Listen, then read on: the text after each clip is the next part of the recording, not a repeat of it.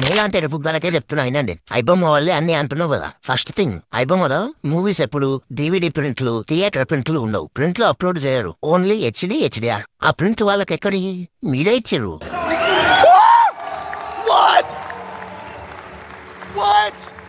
మీరే అంటే మీ దాంట్లో ఎవడో ఒకటి ఇస్తేనే కదా మన దగ్గర దాకా పోయింది. మీరు ఎక్కడో ఒక దగ్గర వాడికి ఛాన్స్ ఇస్తేనే కదా వాడు దిగిపోయింది ప్రింట్.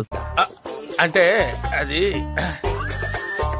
నువ్వు పైసలు కాసపడి ఉచ్చాక థియేటర్ లో పర్ఫామ్ చేయముందుకే 10 రోజుల ముందే ఓటీటీకి అమ్ముకోదంటావు. మళ్ళీ ఇక్కడికి వచ్చి అమ్మో నా సినిమా, నా కోట్లు, నా పైసలు లీక్ అయిండ్రు, హ్యాక్ అయిండ్రు అని ఆడ కేసులు.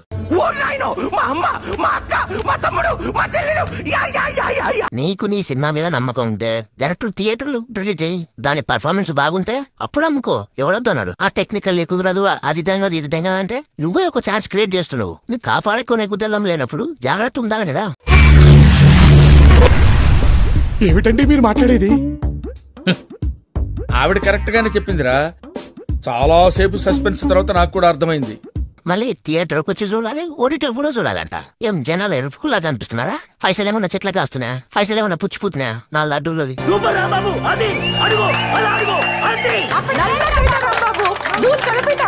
రే ఎరుపుగా నువ్వైనా ఆడికి అర్థమయ్యేలా చెప్పు. ఓకే మా అది కూడా కరెక్టే మా, ఒకసారి ఆలోచించు.